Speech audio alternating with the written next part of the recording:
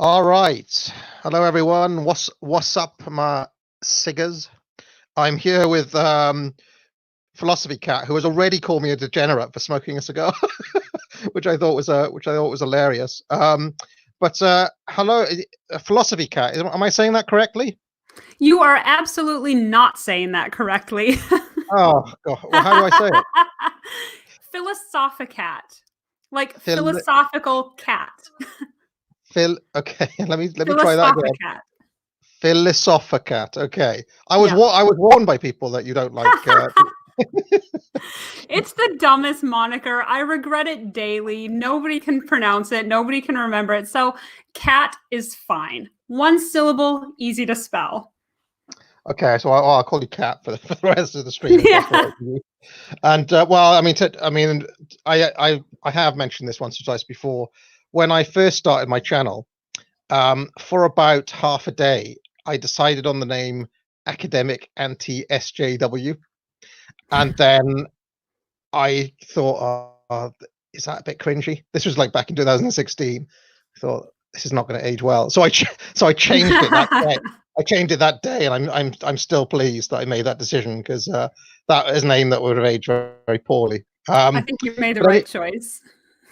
So, so we are gathered. I mean, I have. I still can't say it. Philosophicat. Right. Good I job. have. Now, if anybody knows of a philosopher, I'm just going to call it Cat. If anyone knows of Kat's channel, she has made a number of amazing videos about Julius Evola's magnum opus, Revolt against the modern world. And just before we get into it, I should mention my cigar tonight is a Hoya. It's a Hoyo Elegantes, which I actually select. Even though you called me degenerate for smoking it, I selected it because I thought it's the sort of thing that I can imagine Evola or somebody in his circles may have smoked, and it's a really cool. It's a very elegant kind of classy cigar. So, but anyway. I will give you a pass if you happen to also be wearing a monocle right now. Sadly, I am not wearing a monocle. but so these videos on just before I get to anything else, I actually watched some of these with my wife, who was pretty much kind of spellbound by these videos that you made, and she was kind of with it all the way until you started talking about like medieval kings and things, and she was like, this is getting a bit much now. But she's still kind of I think the bits that really spoke to her were the bits about the priorities of the modern world, the emphasis that is put on, a kind of working to live, materialism, all these sorts of things. Mrs. A, I think, responded like Evola seemed to be speaking, or you seem to be speaking through Evola to her in those videos. But I have to say, the editing and the imagery and the way you've put those videos together are amazing. I mean, it's probably, in terms of YouTubers, the only other person I've seen even close to that kind of level is arguably Mouthy Buddha. But where do you get all these clips from and things? That is the. Oh, thank you. That's high praise. I have to give a lot of credit to my partner in thought crime, George, who's also my Uberfolk bandmate. He does the bulk of the editing these days. And when we started out, we really had not ever done anything like this. We've sort of learned on the go, and he just really has a talent for it. He has such an eye for detail.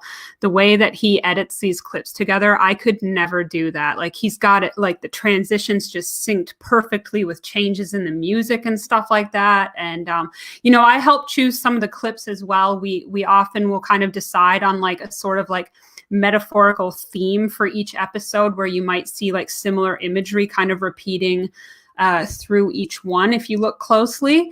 And so we will kind of sort of build around that, and then also use other clips that we feel are just good for illustrative purposes. But we have a number of subscriptions to sites where we license the footage and the music from.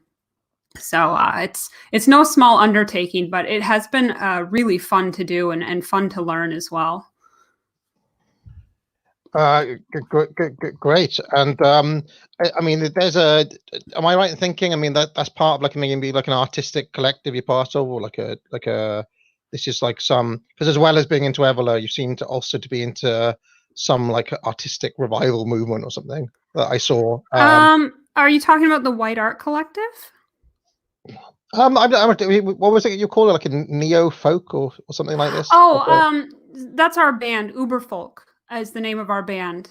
So we released a double album last year. Excuse me. Right. And so we're both musicians, and that's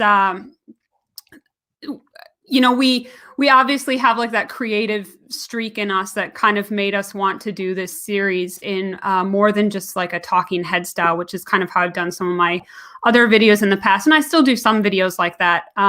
But this, we really just wanted it to kind of be like a great work and really put an artistic flair to it that people could connect to on an emotional level, and really just kind of convey these ideas, with their essence, not just the words of what's being said, but, these ideas I feel resonate on a soul level. And how can you convey that in just words? Because many of these ideas are so abstract that we really just lack the vocabulary to even talk about them accurately.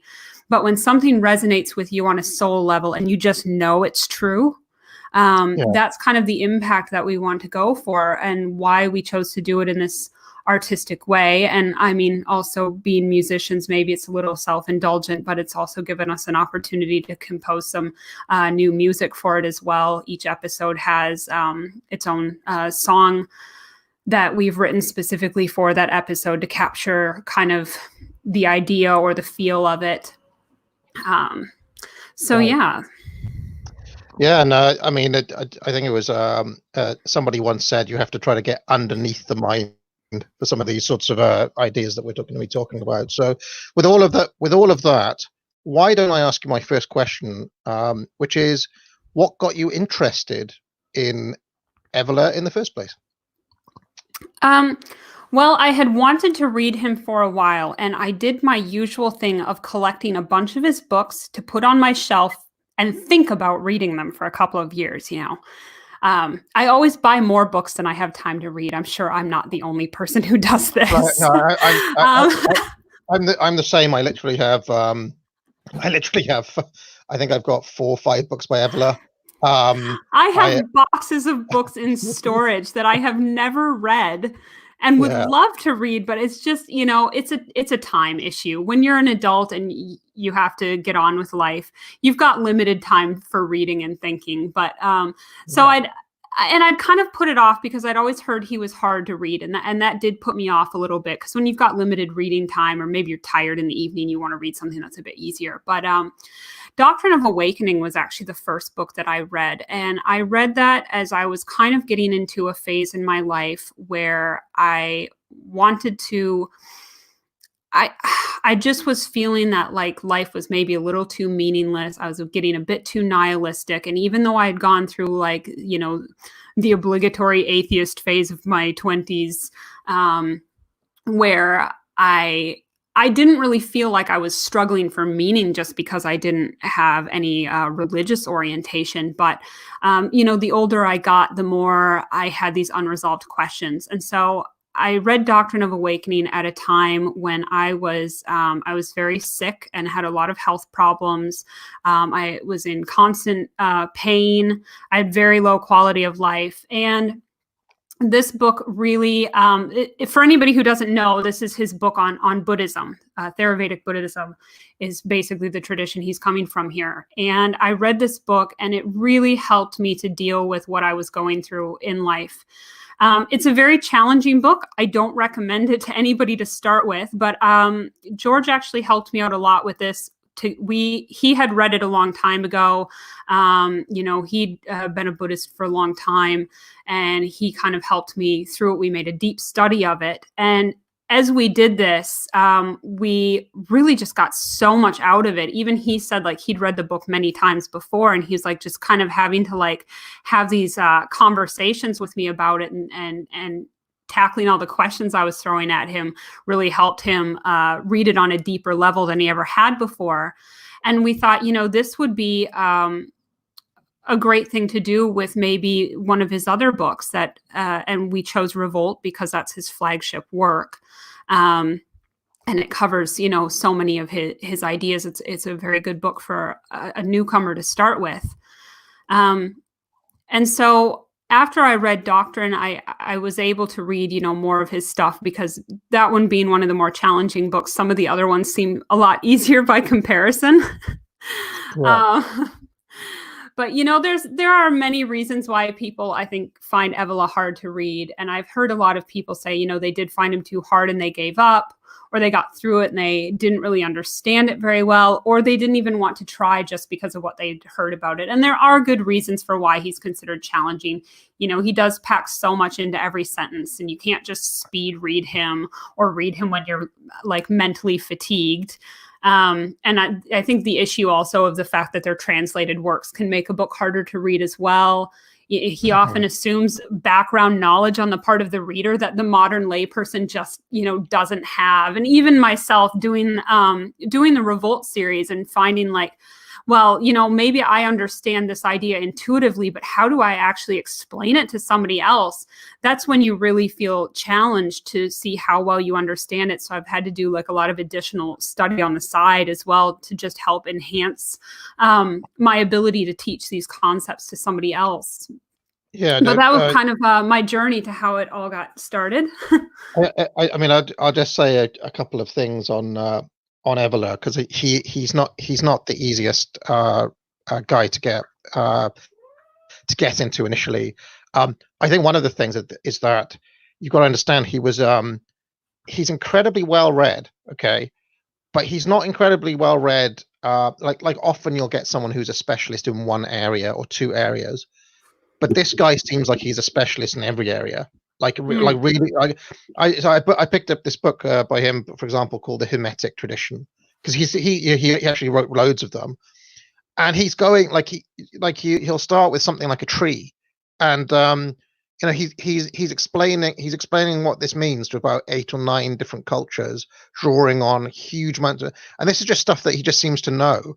And this in itself is like you're encountering someone who's learning in many ways. It's kind of just wildly beyond anybody that you'll have ever met, type thing. I mean, like we've got to the point now where people call somebody like Stephen Fry a polymath, but like, you know, this was like a genuine polymath, I would say, someone who had a very wide base of knowledge. So that's one hurdle I think people might have. The second hurdle, especially for someone like me, okay, so it sounds like you got into reading Evola through a kind of, I guess, a spiritual route, or like reading one of his books on Buddhism, for example. I obviously am much more into like political philosophy, economics, things like this. So I got it. So when I encountered Revolt Against the Modern World initially, I was like, I don't, you know, I'm not a very spiritual person, or I don't really spend a lot of time thinking about these things.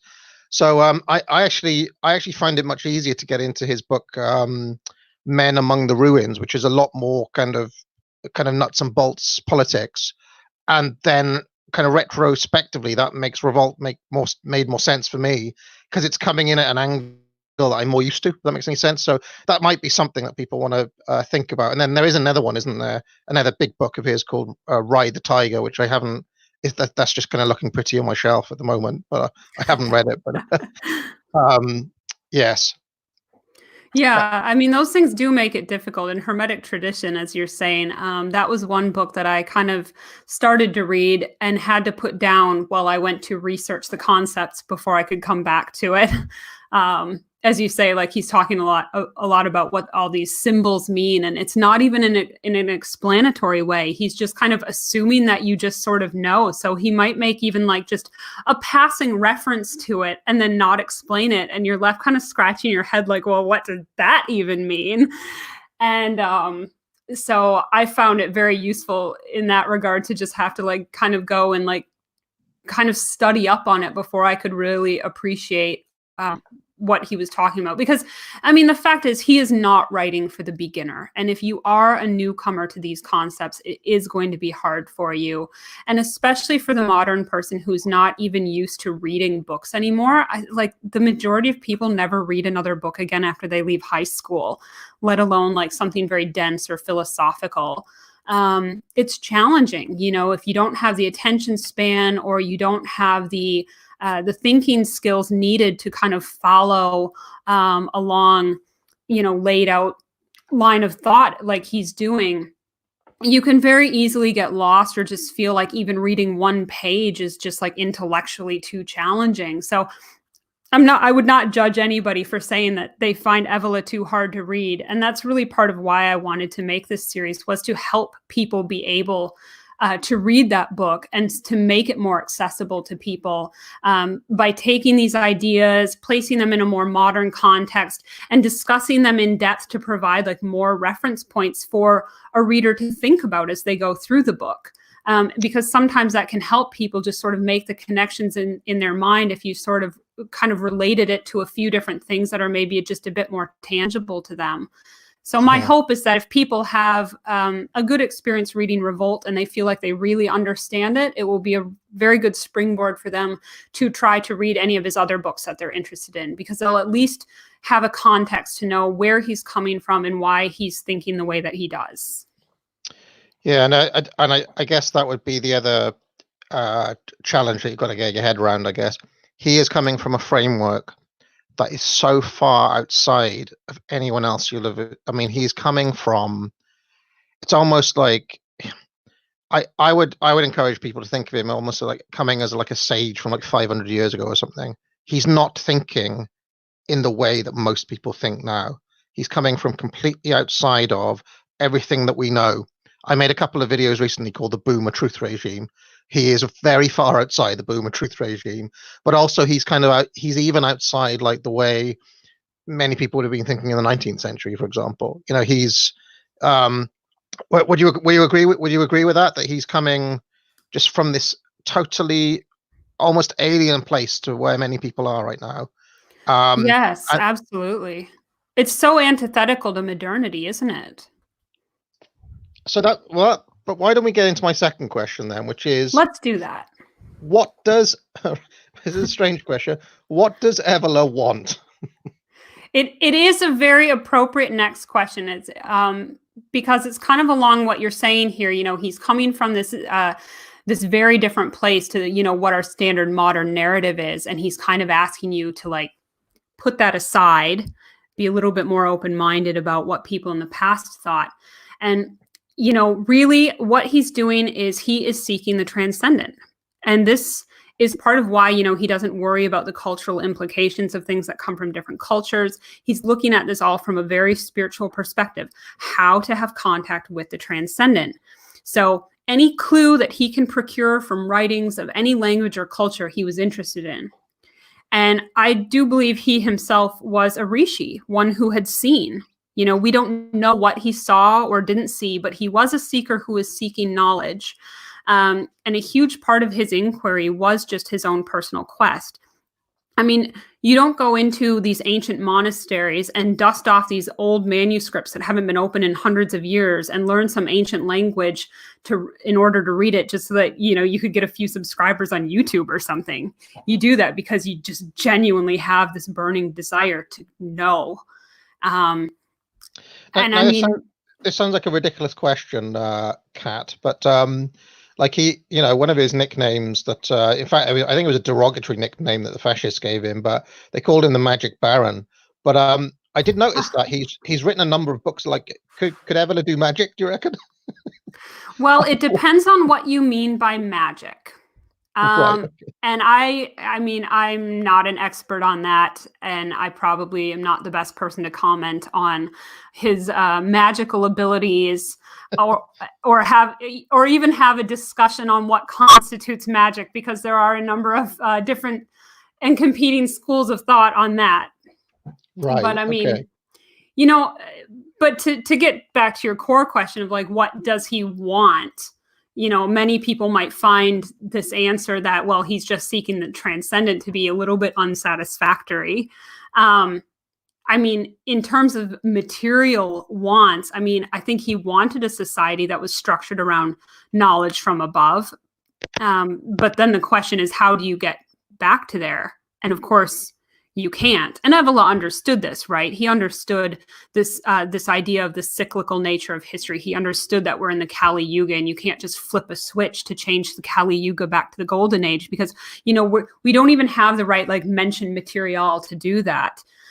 We're all like leaden souls here in the Kali Yuga. Not a single one of us would be fit to live in the Golden Age, no matter how virtuous we might be. We are all a product of the Kali Yuga, and so was he. But what he does say is, you know, you need to create that inside yourself, or make art that expresses our souls, be able to stand against the forces of modernity, and bear that torch forth until we can come into a better age of humanity. And he says this in the foreword of Revolt. He says he's laying down a testimony for those who are different. That's all he's trying to do. He's not proselytizing. He's not trying to change the world or anything. He's just preserving the knowledge for the next generation in the hopes that, you know, we will still have it when the time comes for the next cycle to begin. And if my understanding is correct, and like I said, I haven't read Ride the Tiger, as cool as it sounds, but isn't the basic idea that he thinks that it's because we're in the Kali Yuga, and the course of decline or whatever will run as it will until the new cycle comes. The best you can hope to do, in his view, is what he calls ride the tiger, i.e., you yourself, you kind of rise above, you almost kind of floats above it and become like basically you become like the level 40 mage or whatever, and become that's the best you can do. You're not going to change everything else because the world is too far gone.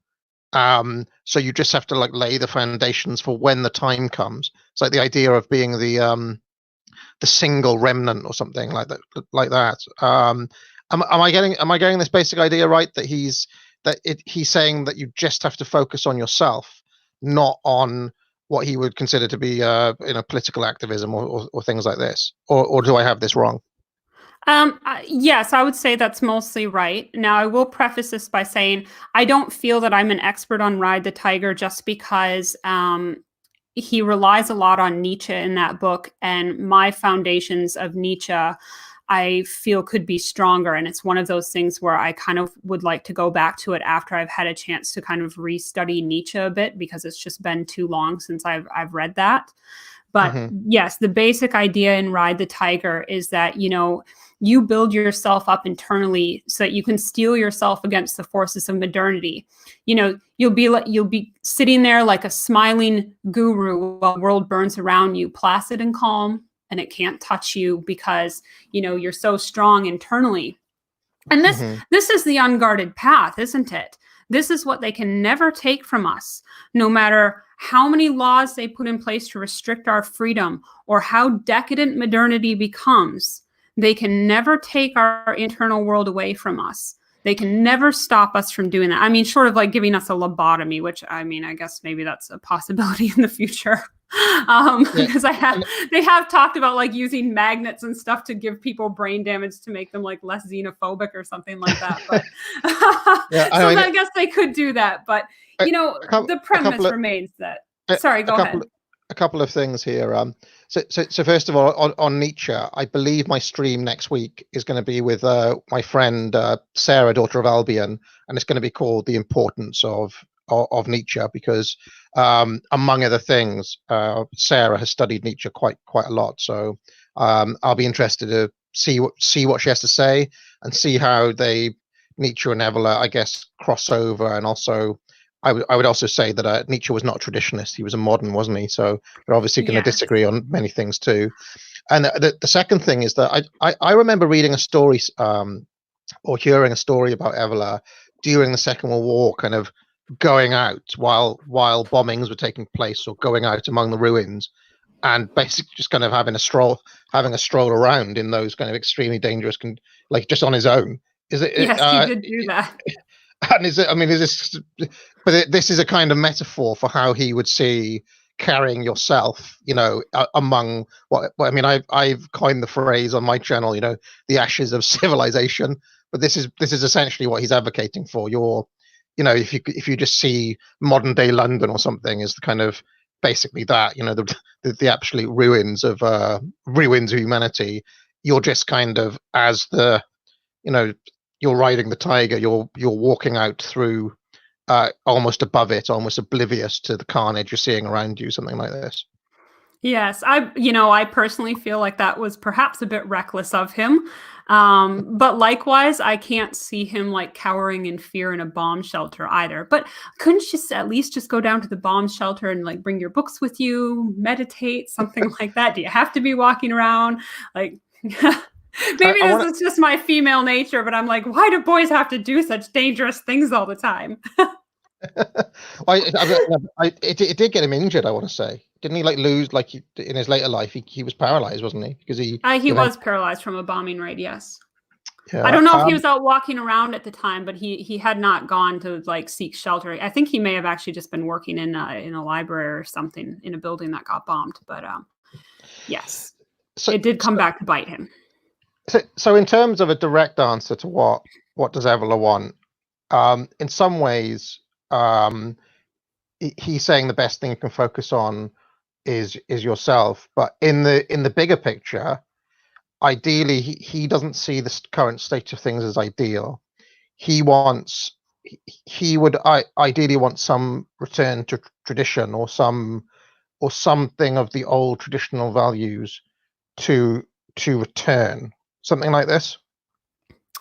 Well, in my view, he does seem to take quite a favorable view of ancient Roman civilization. And maybe that is due in part to the fact that, he's Italian and that would have been part of his heritage. But it does seem to be the case that at least the Romans were still spiritual. And maybe that's a starting point, even though they're still a Kali Yuga people. They're still a degenerate modern people, according to Evola. They at least still had some of those remnants. And, maybe we can find something there that we can salvage in a meaningful way, not just, adopting the aesthetics and the cultural trappings of it on a shallow surface level. But perhaps there's something there that can help guide us back to a spirituality. But I honestly just can't see Evola advocating, we need to wind back the clock and live in this particular way and try to recreate this society. And that's not my view either. I know there are a lot of people who feel like we need to wind back the clock, and that's the only way that we have any hope of salvaging Western civilization. But the thing is, we are not the people of those ages. We are the people of this age with our own problems, our own dysfunction, our own way of being in the world. And there are ways of adopting traditional values that don't require winding back, technological progress or anything like that. We could theoretically have a very futuristic society that's still based on traditional values and is still spiritually oriented. We don't have to have, women dressing up in pioneer dresses, baking bread in order to have a traditionally based society. Yeah. I mean, I can understand why the aesthetic of those things is appealing to people. It's appealing to me as well. I mean, you can see in my avatar, that was a costume I had for a music video that we have yet to edit together. But, the vibe we were going for with that song, Arcadia is the song, if anybody's interested, is, we wanted to create in that video this sort of aesthetic that was kind of reminiscent of a sort of a golden age happy time, not a particular period piece or anything, but just something that kind of just captured the essence of what people who feel this way long for. And, as much as I love wearing dresses and everything like that, I don't feel like that's necessary in order for me to have traditional values. I don't need to dress in a certain way or live a specific kind of lifestyle in order to have like that inner world built up inside of me. And really, when you think about it, like all of that external stuff, it's materiality. And this is Right. kind of what Evola is saying we need to move past. If we're seeking the transcendent, we need to go beyond the material, and the quality of your soul and what you do with your internal world. Your external world need not have any effect on that. In fact, it shouldn't, because you need to have gone beyond that. You need to transcend those things. So I do feel like, people who get hung up on kind of these external trappings of the world, there are many people, I think, who feel that they cannot do the inner work because the external world is not supportive enough. And that is a valid criticism, that it does make it very hard. But at the same time, it doesn't make it impossible. And we cannot change our external world if we don't change our internal world. You could even argue it's kind of a chicken and egg problem. Which one needs to change first? And I think people who feel that they're lacking personal power in their own lives, who are really struggling to develop that self-mastery, it's very easy to look at the external world and say, well, the reason I can't do this is because I didn't have a good family, and I live in a city full of people who are foreign to me and who don't share my values and my culture, and I don't have a job because the economy is terrible. And it's really easy to play the blame game and deflect from your own responsibility to your soul. Right. And just a couple of things on this, because I've been talking recently on this channel about the importance of trying to find new what I'm calling new forms in the way that you frame. I mean, I happen to think, beyond Evola, that what I just generally call right wingers in general are too often too caught up in recapturing certain moments of history and the way I'm thinking at the moment is that if you're ever going to bust out of the way of thinking of the current, what I'm calling the boomer truth regime, but the current kind of moment in history, you need to start thinking in new ways. You can look to the past for inspiration, but whatever's going to come out of it has to be something new. It can't just be a return. And I think that this gets confused a little bit. Because you mentioned, some of the neo-pagan crowd, and I often think there's a very fine line between the sort of stuff that you're talking about here and what I would describe as LARPing, if that makes any sense. It's like when it's just kind of cosplay. You know what I mean? Like you're not really doing the meaningful stuff that somebody like Evola would be talking about. You're just kind of adopting the clothes of it. If that makes any sense. And I mean, whether it's people LARPing as 1488 or whatever, or people LARPing as Romans, or people LARPing as a Viking or something, I often think that it's important for people to kind of explain what else they're doing, even if they're going to start adopting some of the styles of these things. Otherwise, it's far too easy for people to just think, well, these people are just, there's a vogue at the moment, for example, in like mainstream culture of people like becoming vintage wives. Have you seen this? Like living as a 1950s person or something like this. And it's all like, I mean, I can see what's going on, but this is just a superficial thing. If you're just gonna, like you said, bake some bread and pretend to be a 1950s housewife, I mean, it's not really doing the work that needs to be done. Exactly. Yes. And the other thing I'll say is that one of the things I've come to understand recently is that part of the neo-pagan deal comes from a split in certain right-wing circles between Christians and pagans, like pagans who basically they look at how history is developed and they say, look, all of these problems we've got today are because of Christianity. Now, does Evola ever talk about, because obviously he's living in Italy, which is a Catholic country, And like, does he ever talk about that? Does he ever locate any issues within Christianity that have led to now, or does he tend to treat Christianity as just another one of these kind of traditional forms? He did look at Christianity, and I think his conclusion was that, it was maybe too degenerated to be of any use in the traditional sense. Although, he did look to the Catholic Church, and he did identify many remnants of tradition there, and correctly so. The Protestant religions, of course, they do not have the rich history of the Catholic Church and all the theological canon that the Catholic Church has. They really only have the Bible. So I would say that they are very much modern versions of Christianity, and probably not very useful in terms of seeking tradition. You could still find it in Catholicism, though. And I can say something about the Larping if you want. Yes. It is an important issue that you bring up, and I agree with you that it's kind of like no substance; it's just an aesthetic. But it's when people are accused of LARPing, it's often done in a sort of derogatory way. It's sort of like thrown at people who want to take on traditional aesthetics, as if, like, as you say, like they're just putting on a costume, they're not really living it. And you could say that about, some of the pagan religions, and people be like, well, it's not a living religion, you're just recreating it. But you could say the same thing, about like New Ageism. It's just LARPing tradition because it lacks depth. It just adopts certain aesthetics or phrases or slogans or symbols without really embodying it in an immanent way. And so these, or these trad wives that dress and live as if they're in the 1950s, they're going through the motions of what they think they should be doing without understanding the actual substance behind any of it. And they sort of seem like they're living out a caricature. But the issue here is, where do we begin when we're attracted to something?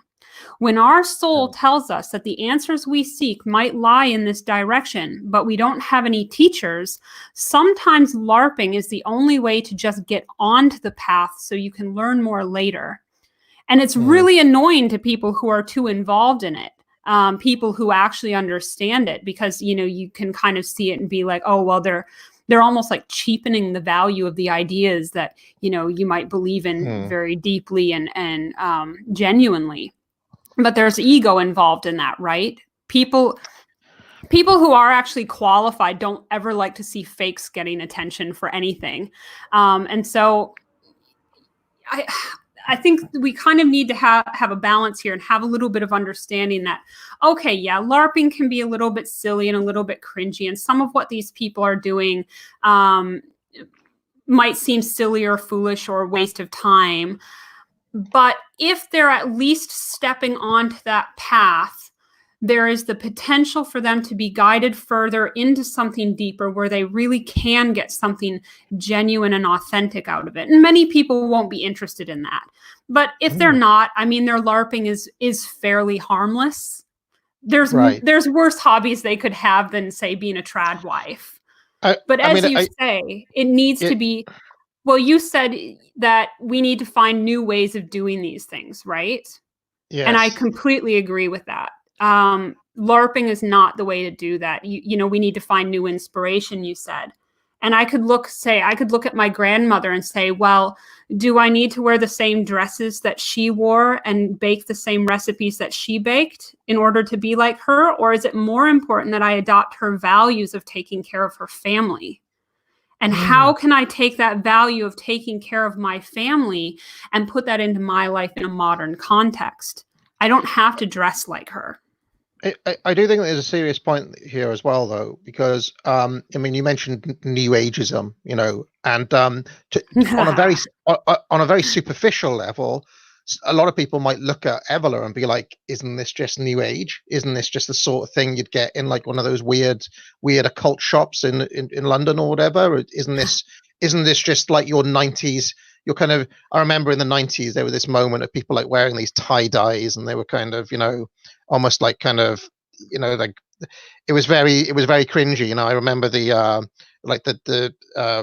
T-shirts with like a wolf on it, and the idea was you're going to pick up a little bit of Buddhism, you're going to meditate, but the idea was is that you're not really going to abandon any of your modern lifestyles.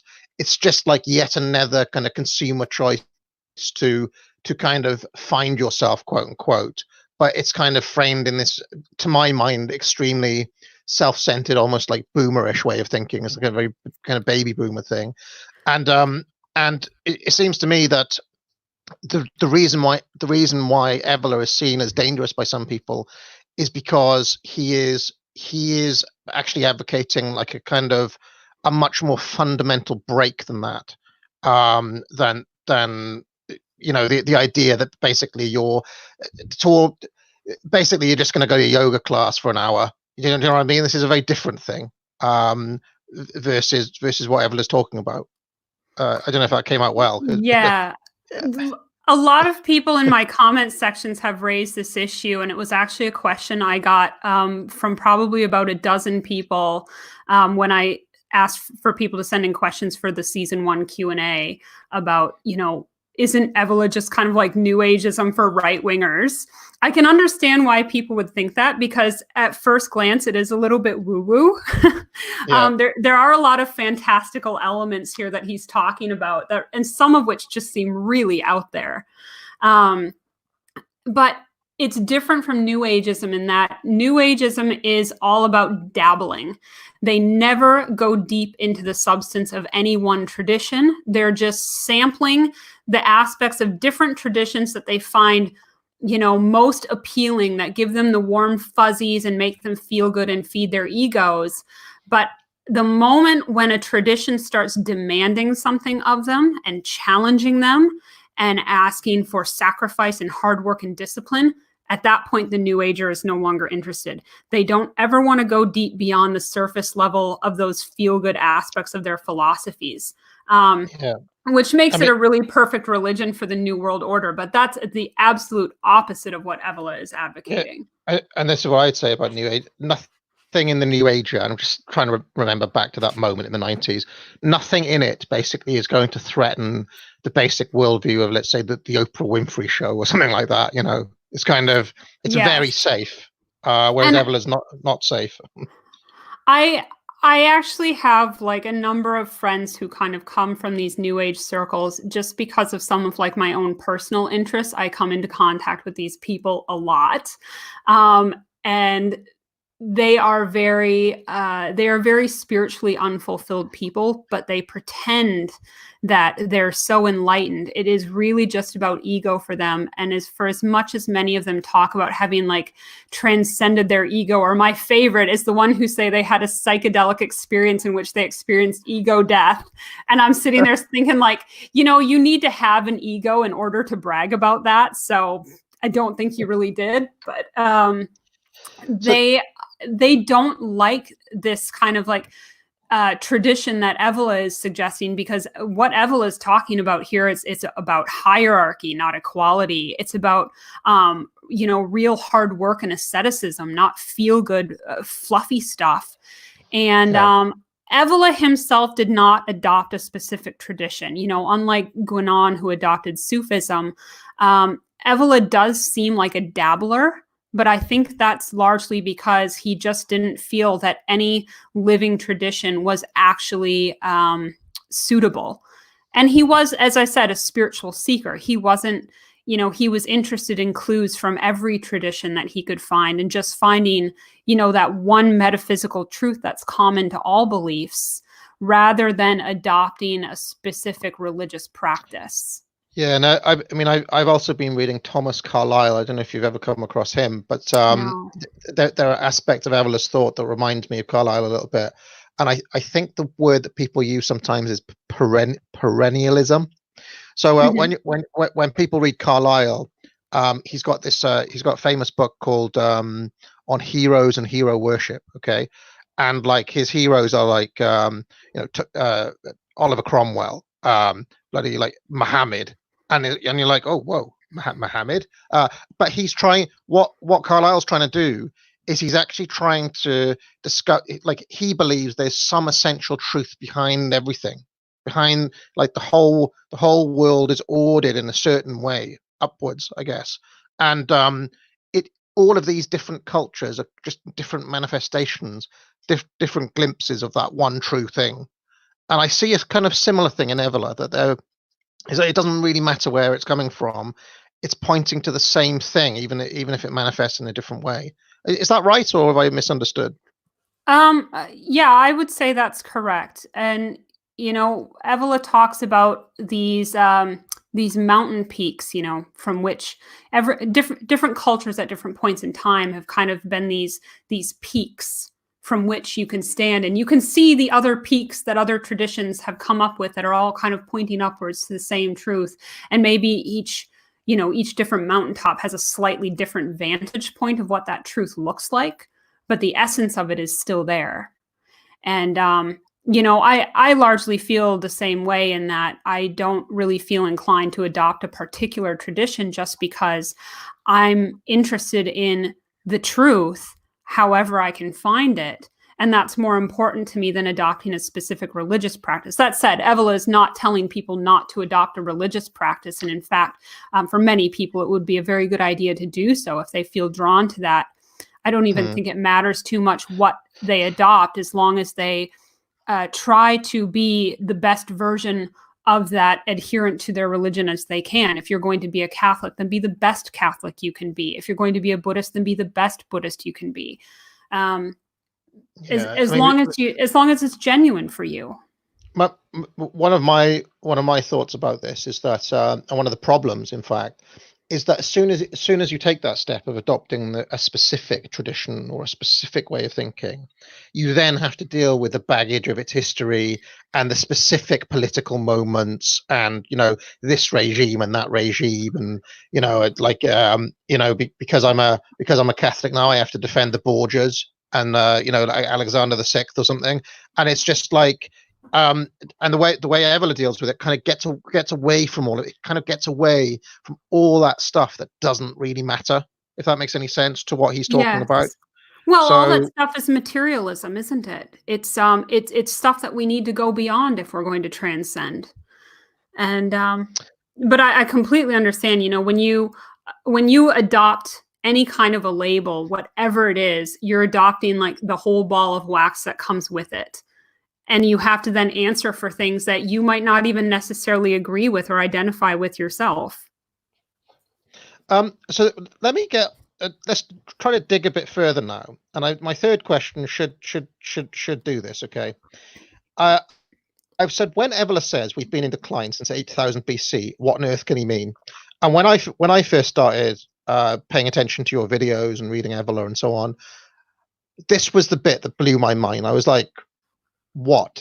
He's already talking about like ancient, like Egypt as being in decline. I mean, like, what? How? What? What is he even talking about? Are we thinking of like cavemen? Like, where's this moment that he's talking about? So, how do you explain what he means that we've been in decline since that moment?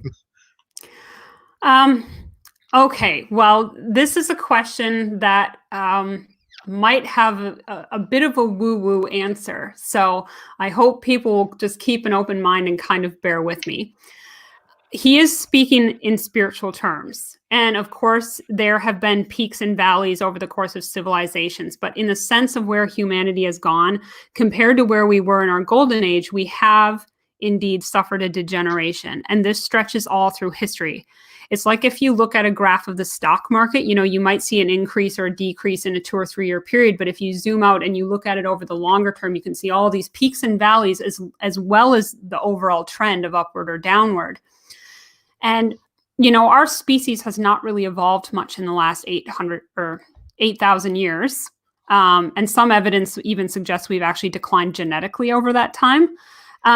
We can assume that there is some sort of prehistory that we just don't know about, maybe due to an ice age or a meteor or, some other cataclysmic event that might have plunged us back into primitivism again.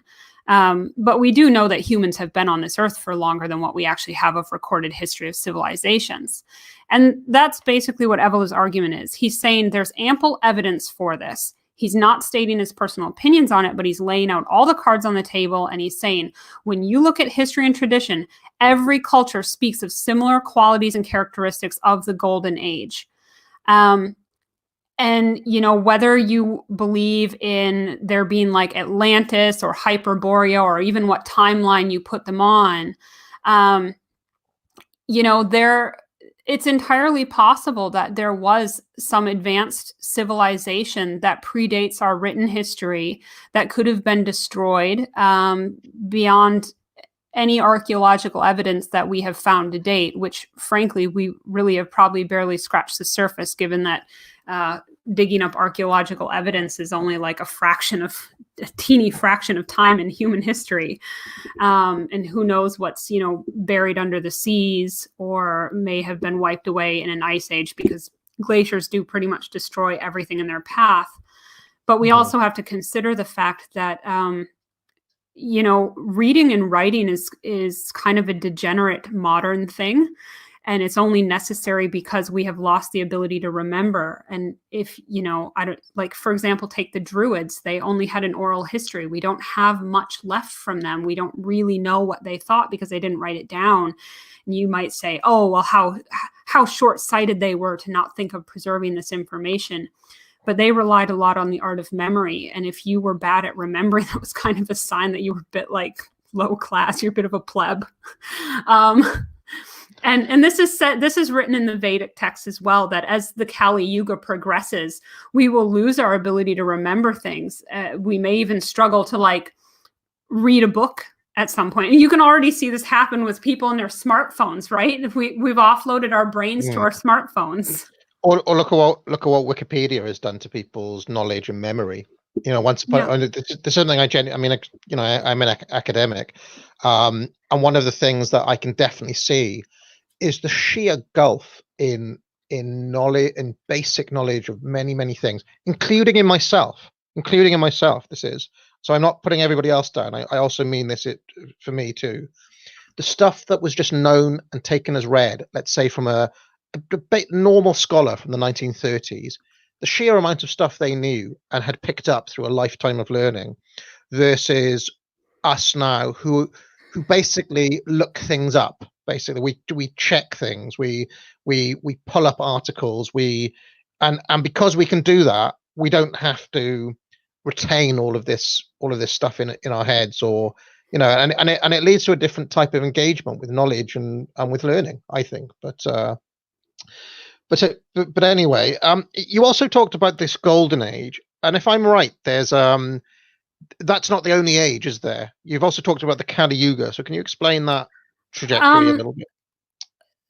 The Kali Yuga, of course, is a Vedic concept, and there's the four yugas, which all have their Sanskrit names that, you know, aren't going to mean much to most people. The Satya Yuga would be the golden age, but most cultures have this concept of a golden age, or four ages. You know, the golden age, the silver age, the bronze age, and now we're in the iron age, or the dark age, or, you know, whatever your particular culture might call it.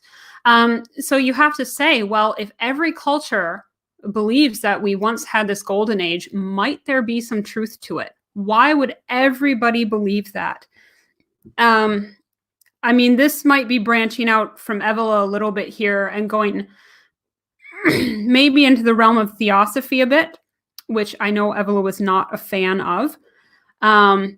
But the theosophists also talk about this, and I think they probably speak of it in a way that's probably most accessible to a modern person to understand it. Just from what I've read is, you know, you have this idea of these different root races and these different cycles. So like, for example, we're the fifth root race of this current age, and we're in the fifth age. So there's two more root races to go in this age before we move on to the next one. But the previous age was Atlantis. The one before that was Lemuria. They go back and they talk about, you know, the polar races being the first root race, the Hyperboreans the second, and the fact that they may not have even had corporeal bodies. Like they may have actually just been like etheric beings. They hadn't yet descended into materiality as much as we have. So, I mean, if you want to go the really woo-woo route, you could say that, well, we don't have any evidence of their civilization because they weren't even material. They were just spiritual beings. Okay. But that might be Okay. too Yeah. out there for some people. Yeah, but this is part of the because this is coming at things in such a maybe my next question will actually reveal this a little bit. It's coming at a frame of reference that is so far outside how anybody thinks that it's kind of sometimes difficult to hold the threads of it. But let me ask the next question. If we ever reverted to the system Evola seems to favour, wouldn't we suffer immense economic hardship resulting in millions of death? I mean, people know my channel mainly as being an economics channel. And the economic part of my brain reading Evola just thinks, hold on, if everybody lived like Evola, that would basically crash everything that we know. It would completely disrupt like global supply chains. It would. I mean, you talked about the stock market. I mean, in fact, we're seeing a little bit with the coronavirus now, right? It's like, well, all of this system that we have now is built on so many contingencies.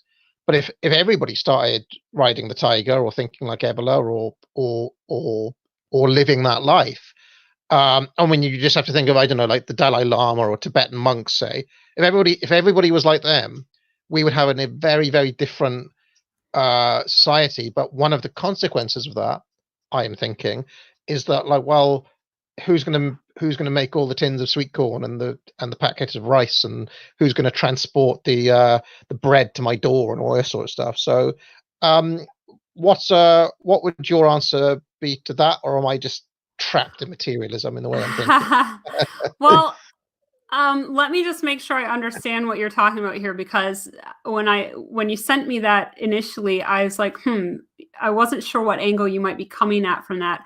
Are you asking if we all were to live like brahmanas or kshatriyas? We're all trying to be like priests and warriors, as opposed to But yes, so I mean, in Austrian economics, there's this notion of time preference, and there's also this notion of there's all sorts of different ways of thinking about this. And there was one passage when I was reading Men Among the Ruins that really struck me. He talks about how an American firm set up shop in some either in Africa or South America. But there was an American company who were paying the locals, um, whatever wages, but they weren't getting the productivity they wanted out of them. So what they did is they doubled the wage rate, hoping to increase the productivity, and immediately the locals halved their working hours, reasoning that well, they only need that amount of pay to sustain, and they don't want to spend all that time at work. They'd rather halve their hours and take half the money, which to kind of American economic way of thinking shouldn't, like, they're not responding to incentives. We'd think this is not the way we'd expect a workforce to respond to somebody doubling wages. You wouldn't expect them to half there because people want more. Our whole economic system is built on this idea of Machiavelli's, that men have unlimited appetites. Our appetites are insatiable. But this tribe of people, whoever they were, these locals that Evelyn is talking about, that would break if everybody thought like them. That would break modern economics. It would break everything I've talked about in this channel, and it would break our global economic system. That's what I'm thinking about. So, okay, so are you saying, are you kind of referring to the idea of caste here? No. But what I'm talking about is that if people respond to the incentives that we all imagine in a radically different way, i.e., if they thought, well, actually, all I need to survive are the bare essentials. Basically, I'm talking about Evola's how do you call it, asceticism, his kind of foregoing Right. of the material. Is this not something that he would expect of everybody, or is it just the kind of truly elites who do this? Well, that maybe is a question related to caste then in that case, because if you take the kind of the four standard castes, the priests, the warriors, the merchants, and the laborers, it is not really appropriate for a laborer to try to live as a monk. That is not his role to fulfill in the hierarchy. He should be the best laborer that he can be and do his job well and with pride, knowing that he's part of a larger hierarchy and that without people like him, the whole thing would collapse. There's no, Evola tends to put a lot of emphasis on the priest and the warrior castes, mainly because those are the two that kind of have this transcendent orientation, and that's what he's interested in.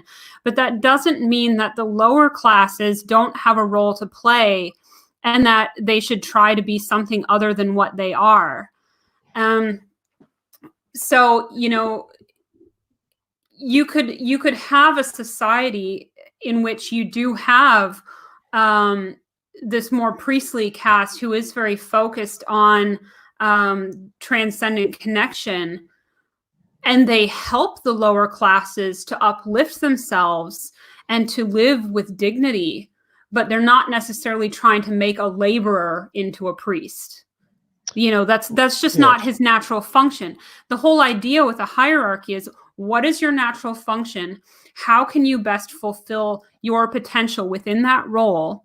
And society should be structured to help people do that regardless of where they are in the hierarchy. So yes, we do still need people who can be bricklayers. And they should be well suited to that. It seems certainly in that passage I'm talking, it seems like what he means though is that we should expect, what his point is, that when those workers halve their hours and the American company was surprised, he was saying that the American company is thinking in a very weird way, and that the way those local workers were thinking is actually the historical and global norm, that people would have just worked enough to sustain, and then the stuff beyond that is almost like, well, they don't need the flat screen TV and the BMW and all the rest of it that they may have been able to acquire by taking the double wage rate and working twice as many hours. It seems to me that one of the consequences that if everybody thought like that, if everybody didn't take the extra hours, that there would be inevitably a kind of reduced output of cans of sweet corn, let's say. Yeah, that's probably true. And I mean, I'm one of the people who would take the reduced hours probably, because you can't put a price on your free time. You can always make more money, but you can never get your time back. That's how I always think.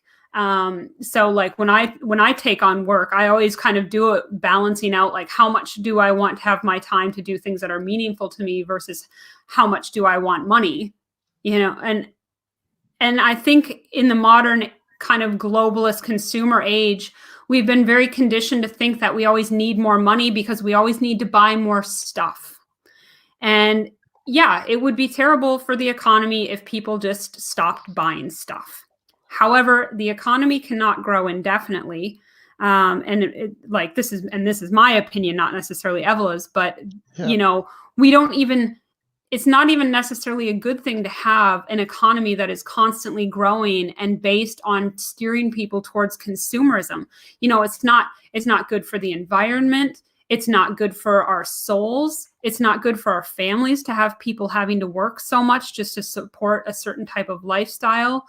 And yeah, it would be bad for the economy, but there are some things you can't put a price on. Yeah, I mean, and I have talked about this before. There is actually a way of dealing with this within the framework of Austrian economics, which is just to say that the economy is just there to serve the people, and the people are not there to serve the economy. So the idea of GDP growth, for example, means absolutely nothing. If you're happier, Kat, taking the fewer hours and having freer time, let's say, to concentrate on, I don't know, writing songs, let's say, because you think that's going to be in some way like serving the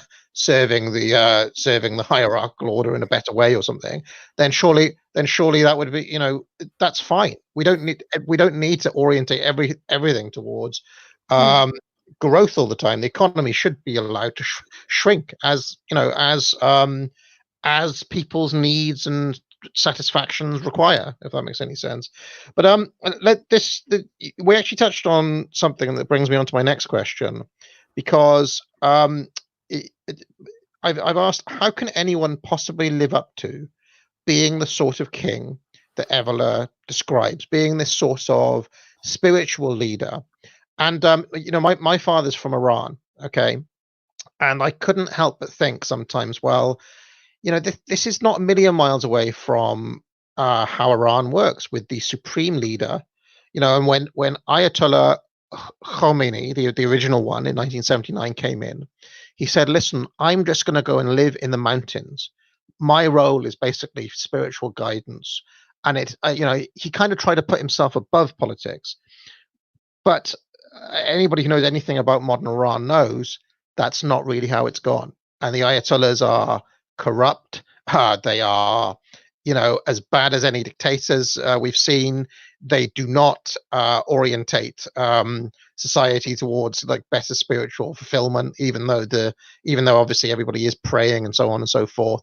But like, how would Evola see a situation like that, and how could you ever expect it to be a different way? And again, this is my modern kind of realist Machiavellian mind thinking, hold on, nobody's ever going to live up to these ideals. It's always going to result in something like modern day Iran, which is just a shit show, to be honest. So what do you think? Well, the short answer to whether or not anyone could live up to that is no. But this is sort of similar to asking whether or not a man could be holy. Like, is it possible for a man to be saintly or divine? Like, is it possible that Jesus is the divine Son of God, or that gods lived who were both mortal and immortal? We're kind of coming back to this eternal question where you could say maybe, yes, it was the case that there were men who were divine. And if we can answer that affirmatively, we can say that these men may have been kings. They would have been given leadership. It would have been foisted upon them, because people are always wanting such men to lead. But this is now going back to these fantastical sounding things, and Evola is not trying to convince anyone of a particular belief. All he's saying is that all through time and geography, all these cultures, they've all stated the same thing about a past where there were sacred kings. They all trace their lineage back to these kings. Now, on that subject, with all these cultures and people saying the same thing, there's two possibilities here. So either all these cultures separated by so many factors, they all developed this idea with no basis in reality, and all have it as part of their metaphysical history. Maybe it's not true, and it was just a trendy thing to claim back then that they all came from sacred kings. Or maybe it really was true. Maybe that there really were sacred kings in the golden age that they all descended from. But if that's the case, maybe this is why this idea is embedded in our collective unconscious. Maybe that's part of why we feel like this world is so wrong, because we kind of have this sort of soul memory that it could be and should be different. But in the modern world, in the Kali Yuga, no man is going to live up to that. It's not possible, and Evola is not even advocating for that as a solution to modernity. And I think this is something that people really need to keep in mind when they're reading Evola.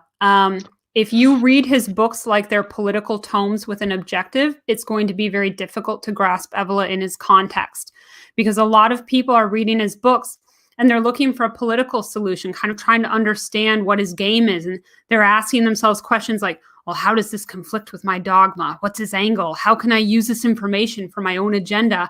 And then they get angry when they feel like he's not saying anything useful to them, and they want to disregard it or compartmentalize it. They want to kind of strip reality down into these digestible tidbits and then fail to understand the broader context.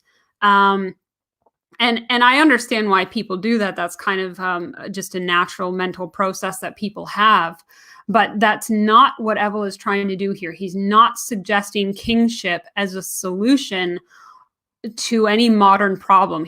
All he's saying is what the people of tradition believed, and he's trying to steel man their position. He's not trying to prove it true or false. And, you know, sometimes he steelmans it so well that you might think that they're his own beliefs and opinions, but it is in fact actually pretty rare for him to insert his own opinion on these beliefs.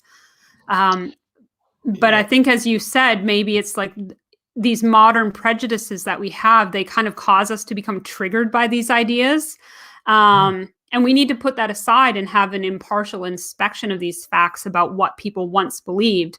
And, you know, what it means, we don't know. And it's not our problem to know that. We don't need to resolve it. We don't need to have answers in order to just study it. And I do think that even though what you're saying is true, I think we still glimpse it in certain bits of popular culture. I can't help but think, for example, of Aragorn in Lord of the Rings. You know, Absolutely. he is, I mean, you know, the Return of the King. He is basically the you know, he has leadership thrust upon him. You know, he didn't ask for it. And to a lesser extent, you can also see it in somebody like Jon Snow in Game of Thrones, or like the concept is still understandable when it's put in these fantasy realms, I guess, and people kind of understand. Well, and it's an archetype, and you know, it's kind of Joseph Campbell's monomyth, you know, the hero cycle. That's what all these fantasy stories are based on. And of course they all have a king. And that's why I say, you know, maybe there's something in our collective unconscious that just really resonates with that. Now, nobody we know can possibly live up to being that kind of king anymore, any more than they could live up to being a god. But that doesn't mean they never existed. They still would have been quite rare. However, the archetype of the sacred king gives you something to strive for. You're still better off for having aimed high and missed. For example, to just kind of put this into something that maybe the modern person, the average person can understand. If you're a father, shouldn't you say to yourself, how would God be like if he were a father? And how can I be like that to my children? And as long as you don't become a zealot and become really dogmatic about it, you can try to use these ideas as foundations for how you live your life. Evola doesn't want us to turn it into an ideology, but we do need to live these ideas in an immanent way, and have that avatar to emulate. And in looking to those archetypes, in having that star to aim for, even if we fall short, we can still better our lives. We can still use it to better our relationships with the people around us by saying, you know, you can accept that you might never be a sacred king yourself, but you can strive to emulate that archetype as best as your potential allows for. Yes, and I do find it. I mean, it's interesting how much eye rolling and stuff is going on in the chat, but I kind of expect that. This is why I don't look at the chat. Because I kind of expect it though, and he would expect it because, of course, these categories of like these archetypes of you know, the heroic or the ideal, they're so downplayed, or they're so kind of in our current moment. This is not where we are. This is not where the culture is. This is not what is venerated. This is not what you're taught at school. This is not, you know. So all we find is these little vestiges. You know, I mean, I mentioned Lord of the Rings. You know, Tolkien had his own little kind of, you know, he in some ways was doing something actually quite extraordinary and quite reactionary in those books, which you can only really start to recognize once you start getting into all of it. And I'm looking back and thinking, actually, there are lots of problematic ideas in those texts. Which is, I mean, I haven't looked, but I'd imagine the left wing of would be really starting to attack. I mean, if they were to bring out Lord of the Rings now, I reckon there'd be a lot of problems with it. You know those films. They probably would ban it. They want to try to ban it, wouldn't they? Yeah. Well, it's so rife with these traditional perennial concepts that it's just so offensive to like these modern egalitarian notions of the current age. And you know, it was only a few years ago where they were like the SJWs were tearing down statues of like Confederate generals and stuff like that. And I saw that at the time, and I was just like, you know, that is really deeply symbolic of what modernity does in general, is always trying to tear down these heroes. They don't want us to know about sacred kings. They don't want us to have heroes that we can look up to and aspire to be like. And it is very important to have those heroes in a culture, not because a person needs somebody to follow. I mean, maybe you do or don't, that's beside the point, but just having those stories of amazing people and saying, I should try to be more like that. You're not even saying, I'm going to be a hero myself. I'm going to climb Mount Olympus and be a demigod or whatever. But just looking at what they represent, these superhuman elements that we should strive towards in our hearts. And they don't want us to have that, because if we have that, then we build ourselves up from the inside. And that's what they want to avoid. It's just like, you know, to make another Lord of the Rings reference, Frodo's unguarded path was to go around the back of Mordor while the army was all standing at the gates waiting for them. They just snuck around the back. And that's kind of what we have to do. You know, the armies of modernity are there. The forces of Gog and Magog are just descending on us. You know, sometimes literally you look at what's happening on the Greek border. That's literally what it looks like. But it happens even in our own homes. We're just watching TV or something and being bombarded by it, which, by the way, I advocate everyone get rid of their TVs. It's just garbage. But, you know, you have to be able to build yourself up internally and connect with those archetypes, those ways of being, in order to withstand everything that's to come in this life. Because this modern world is only going to get worse in our lifetimes. We're only, you know, if the Vedic texts are correct, we've got another 400,000+ years to go in the Kali Yuga. We're only just getting started.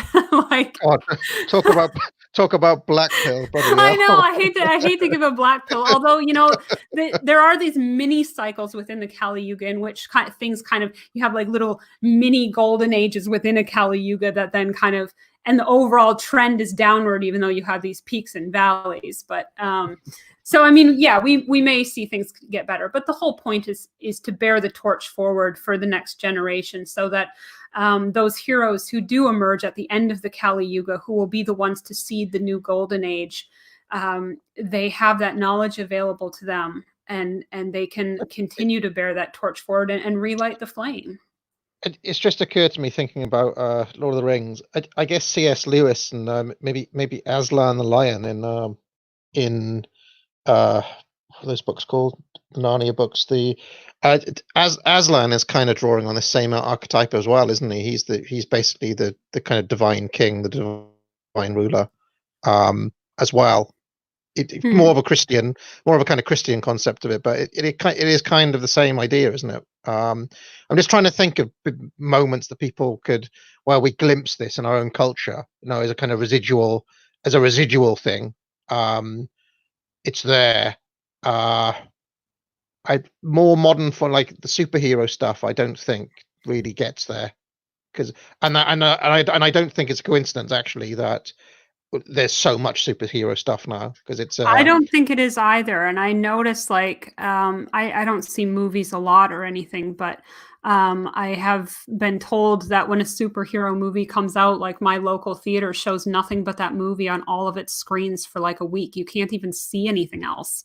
So if you were a person who regularly goes to the movies every Friday night just because that's your thing, you're kind of forced into seeing these movies. And I agree. I find these Marvel superheroes just completely uninspiring and just silly and childish. And it's like there's really nothing about them that makes you want to be you know, a better person, let alone, you know, transcend your own materiality. So, but my next question then is that Evola draws from many traditions. Okay, he draws from the East and the West, as we talked about, and to a lot. I mean, given the sorts of people who run in various circles, there's a lot of people who are nationalists. Okay, they're you know, whether they're British nationalists or American nationalists, or and really what they care about is saving the West. So how can Evola, who draws from all of these different traditions, really be used by people who want to save the West? Like what use can he be to any of those people? Well, quite fortuitously, he addresses this exact issue in the foreword to Revolt. And what he very much emphasizes is that we have a broken perception of tradition. So we have a whole bunch of blind spots. And I think what's needed to save the West is to go back to these integral traditions from which the West was born. And we've really not reached the spiritual heights of, say, Greece and Rome since then. On certain aspects, the Western traditions have an intact perspective, and on other aspects, Eastern traditions have the intact perspective. So when looking for the whole picture, we shouldn't close our minds off to vantage points that could answer questions and fill in those missing pieces. And obviously, when we want to diagnose what's wrong with the West, we see a malaise of sorts. What we have produced has not kept the West alive. And so this is why Evola looks to other cultures. And when he presents a bigger picture, suddenly it all comes into better relief. And one could even argue that Europe itself was heavily influenced by the Middle East, North Africa, and Near East Asia. So there's no reason to reject something just because it's from a different culture. When you're looking for the transcendent, which is by definition going beyond the material, then it makes no sense to get hung up on these materialistic identifiers like what culture something is coming from. And I do understand where people are coming from when they don't want to look to the East to save the West. But I think Evola really has the right idea here in terms of trying to fill in these blind spots. But I mean, one of the things I know that happened recently is that somebody who I've had my let's say interesting disagreements with, Keith Woods, and Ed Dutton, who was on this cigar stream a couple of months back, and Richard Spencer. They do this stream together, and they recently did one on like what could we learn from Islam, and they got such massive pushback for it, to the extent where they had to do another stream where they were all dressed up as like Muslims, kind of saying, but like, I mean, this is like a genuine issue for a lot of people. That's like looking to the East could be a real problem, because we're getting away from what it really means to be British or something. Well, I do understand in regards to Islam. I kind of commented on that briefly on Twitter a while, maybe like last week or something like that. And this whole issue with like Islam comes up on a pretty regular cycle within nationalist circles, roughly every 3 years or so. I've seen it many times. And there are people who legitimately just want to use that as a way of being like, well, I have no personal power in my own life. I'm mad at society. I'm mad that I can't get a woman. I need a system that's going to force women to give me what I want. And they have no spiritual interest in Islam whatsoever. If it's a spiritual interest in Islam, however, then I do think we could learn some things from it. And I'm sure when I get to the chapter on greater and lesser jihad and revolt, it's going to trigger a lot of people, because there's an entire chapter on this Islamic concept of jihad. I hope saying that word doesn't like get your stream triggered by some algorithm. Sorry, I just thought of that. Is that like a banned word on YouTube? Listen, Google. I utterly condemn Islamic terrorism. All right, so let's move on. Yeah, but I mean, there are some interesting spiritual traditions in Islam that might be worth looking at. But in terms of like, should we look at Islam in its exoteric form to save the West? No, not any more than we're going to look to any other Abrahamic religion in its exoteric form to save the West, because those religions have already proven to bear rotten fruit in their exoteric forms, as most exoteric religions do over time, because they become degenerated, and the further along you go, the further away they get from their integral traditions. But, we can, if somebody even wanted to adopt Islam on their own spiritual quest for whatever reason, even if they adopted a very exoteric form of it, like, I don't have a problem with that. I'm glad they're seeking something spiritual and they've found something that resonates with them that's better than not having anything. But in terms of like, oh, well, can it save the West? It's like, take a system as a whole, like taken as the whole system, no. That doesn't mean we can't learn anything from it. But I think the vast majority of people are probably not suited to investigate it from that standpoint. So I've got like three more three more questions. Are you all right for time, by the way, I'm Kath? good. I mean, I cleared okay, my whole so day for you. oh, great. Um, well, I mean, I won't go. I mean, it's 12:30 here, so at some point I will wrap this up. My cigar's finished. It wasn't it was a very nice cigar. I'll just very quickly say, very pleasant kind of. I drank it with an Irish coffee here, so that was very nice. But I will continue. Okay, so what is the value of reading Evola now? How would you answer that question? Yeah, that's a good question. Learning something about what people thought, 20,000 years ago or however long ago it is, might seem like an utter waste of time, right? I mean, So, many young people today are of the mindset that when it comes to learning anything about the past, if it doesn't immediately affect them in the here and now, they don't care about it. But we as a society, we have largely lost our way. And if we're going to find our way again, it will be through perennial traditions that can help us attain this knowledge of the transcendent, which is really key for us to live lives that are worth living. And it's even more important today, I would say, because the society we live in, it just does not support virtuous living, as we all know. It has 100 different flavors of doomsday and degeneracy to sell us, 100 different flavors of despair, and everything works against the individual being able to overcome these forces because they just naturally have this very, how to say, like a downward toe to them.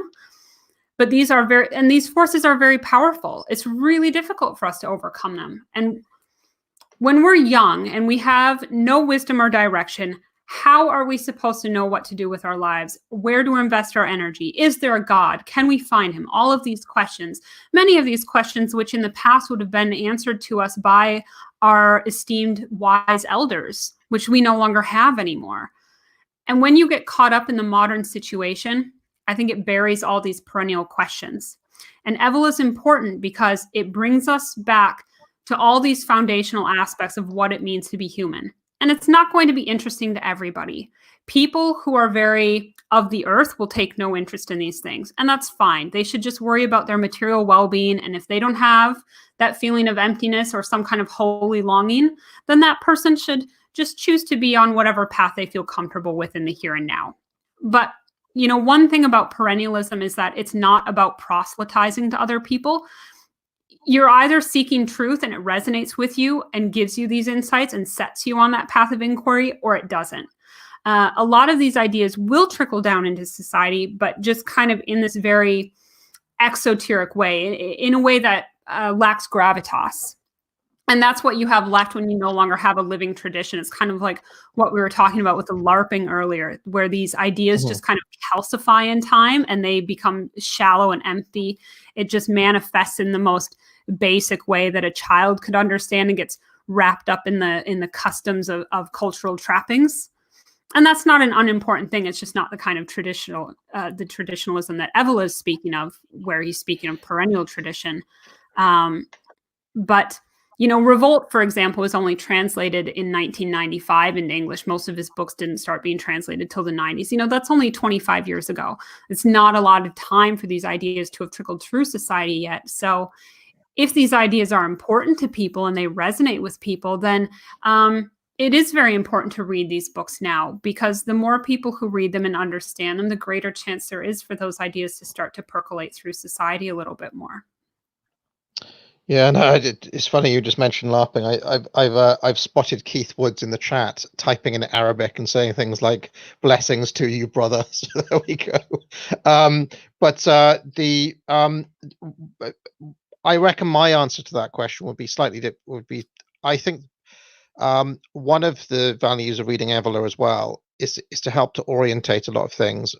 My buddy, the distributist, I don't know if you're aware of him, but he made a video recently called "What It Means to Be Right Wing," and he was trying to define it. And it's been something that a lot of people have been trying to come up with. I've often said on this channel, I just think right wing is essentially defined as anything that's anti-left at the moment, because the whole spectrum is defined by the left wing. But if you really wanted to seriously start to answer this question and to get in touch with what connects kind of reactionaries through history, or what are they all looking to, I think Evola gives almost like the kind of perfect ideal form of it. In a way, he's expressed it. He's getting to these concepts that almost in like their kind of crystalline.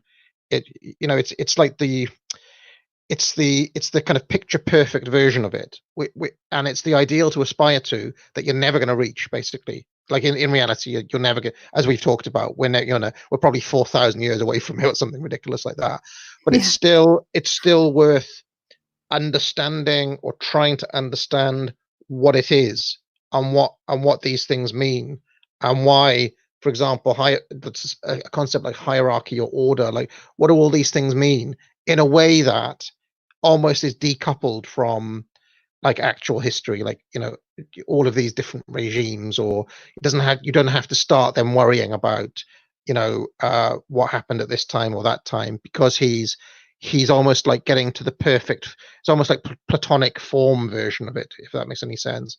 And I think his value lies there, and I wouldn't look to Evola for, let's say, a political strategy or something. It's not what you'd go for him for. You'd go to him more for, I guess, all of these other things that we've been talking about. So with all of that said, he does have a reputation for being an extremist. And he's been, like, famously, there's a Jonathan Bowden video calling him the world's most right-wing thinker. He's been called a super fascist. When Steve Bannon, so if you did a search for Evola, there'd be tons of these articles, written by left-wing publications, saying that Steve Bannon named Evola as a key thinker, and he should be condemned because he was, like there's all sorts of books on or articles on the dangerous thinker that all these alt writers are reading, and all this sort of thing. And that, because of that, that may put a lot of people off. So what do you say to that charge of him being an extremist and, he's dangerous and all of this sort of stuff? Well, it's always funny to me when I hear people say, like, oh, he was a fascist. And it's like, these are people who have never read Evola, don't know the first thing about him, and they're getting that information from people who also haven't read Evola.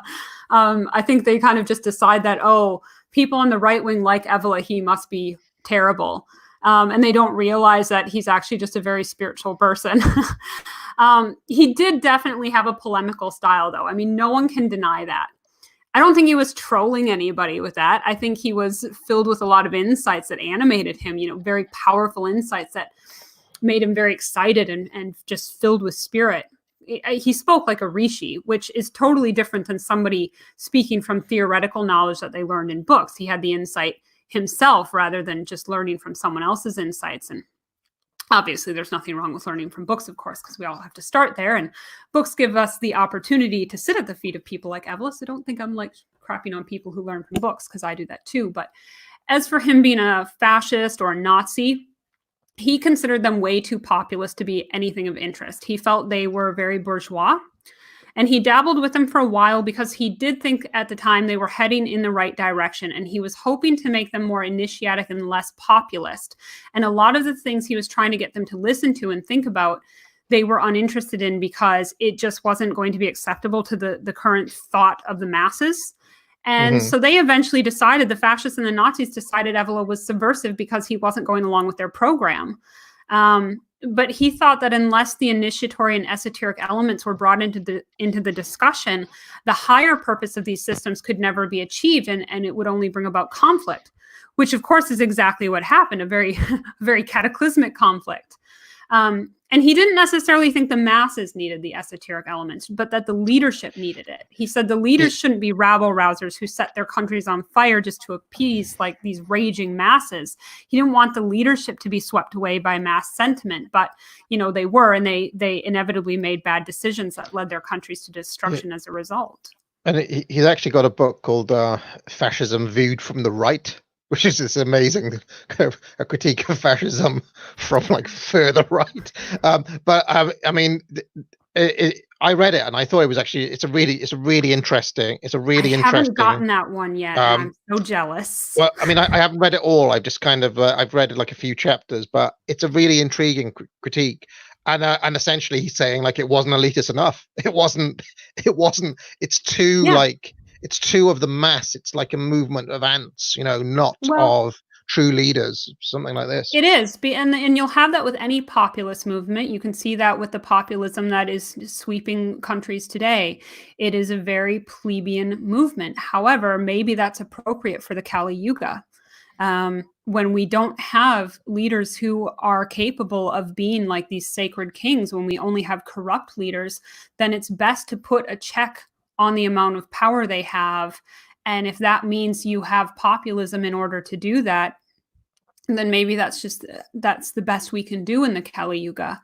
That said, I agree that the leaders probably would have been better off if they hadn't allowed themselves to be swept away by that populism, if they had been a little bit of a higher internal caliber themselves. And unfortunately, that didn't happen. But that is what he was trying to do. And I mean, people need to understand as well that he was very much a man of his time. This was just what the political current was in that day and age. He lived in fascist Italy. It's not unreasonable that he might have been involved with them given where his interests were, because that was just the government of the day. And to malign him because of the time in which he lived is very unfair. Yeah, a lot of the other thinkers I've talked about who are from Italy around, I mean, I've talked a lot about Pareto on this channel. I've talked about Giantano Mosca. Like these were guys who got involved with who were read by Mussolini, who got involved with that regime. Because guess what? If you're a right winger around that time, it's just natural that you would be part of. I mean, it's almost like inescapable. You're gonna be caught up in it somewhere, And the idea that, like, what would the ideal thing to do? I guess like flee and move to America, right? Like the Frankfurt School. Well, I mean, it's like judging somebody, a normie of today, for being, a supporter of globalism and multiculturalism, and it's just like every academic today seems to be of a certain stripe, and because that's just the culture in which you have academia. And if you want to be an academic, you have to be like that. Now, I mean, I'm not saying Evola was an ideologue. He was far from that. But, he was operating within a certain historical context. And he was trying to help in a way that I guess maybe he thought was the best that he could offer, given what he had to work with. I don't think he ever thought that, it was ideal. So with all of that said, what is your favorite aspect of Evola's work? Well, I would say maybe two things. The first is that just as a spiritual seeker myself, I really enjoy that that's his focus in a lot of his books, because that is, as I said earlier, the reason that I came to read him in the first place. And I do like that his solution that he does offer, the one real solution he offers is that we build ourselves up against modernity on the inside. I do really like that. And I feel like a lot of modern psychologists kind of try to teach this idea to people, right? That they need to change their own inner life before they can be happy, but they do it in this like really secular and systematic way that doesn't address the rampant nihilism amongst their patients. It doesn't address the sickness of modernity and how to cope with it. And those ideas that they try to teach people aren't wrong. They're just like so devoid of any spirituality, and they're presented in a way that's not actionable, doesn't get to the root of a person's problem. So I really like that Evola has that aspect, because I think that it makes it, for all that people will criticize and say, but what do we do with this information? I get that comment a lot in my comments because they're looking for a political solution. But it's like, well, what you do with it is what you do on the inside, and how you can manifest that in your life in a positive way. The other thing I really like about him is how he borrows from many different traditions, which it really reaffirms my confidence in the Western tradition, actually. I think it eliminates any lingering doubts about the validity of a tradition when you find a manifestation of that same belief spanning all these different eons, right? If all these different schools of thought come to the same conclusion, then maybe there's some truth to it. I don't need to believe that my people are the only ones to have ever had an idea or an insight, because it makes it more likely that our beliefs are true if everyone else has come up with them as well. Like, it's kind of like saying, well, why do you need to travel the whole world just to come back to your hometown? It's like, well, sometimes you need to explore in order to appreciate what you have, and you're not the same person after that journey anymore. That personal growth even is a reward in itself. So I do really like that about Evola, and I think that's part of maybe what makes it very pertinent to people who are interested in saving the West, as you asked about before. Yeah, I mean, and that book, the Hermetic tradition that I mentioned, it's only a small one, but it's fascinating because he starts with something like a tree, and he said, well, what does a tree meant to like Christian culture? What's it meant to the Hindus? What's it meant to this group and that group and this and then like all these religions I've never even heard of? Like, this is the thing, you'll learn so much just reading that stuff, because it's stuff Yeah, that, really puts I your mean, own beliefs into context. yeah, but it also makes you think, that's interesting that all these different people have seen extremely similar things in this, that, or the other. So, let me. Have you got some time to go through some of these super chats, because people have asked some questions and things. Rooster says, last stream was the greatest, perfect mix of scaring you out of your wits to giggling lightheartedly. Thank you. If you mean the last unpopular opinions, that, I would say, is a minority position. A lot of people did not enjoy the last unpopular opinions for various reasons. But if you mean the last cigar stream, that's so far away, I can't even remember it. It's basically like my short-term memory has become exceedingly poor recently. But I can't even remember what the last cigar stream was. Gosh. Oh yes, that was when we were talking about why are there communists on the right. Okay, so let me get to the next one. Coney asks, will sex bots become the male equivalent of the pill in terms of being a detrimental effect on society? He says, to clarify, it will give power to men over women. Any thoughts on that?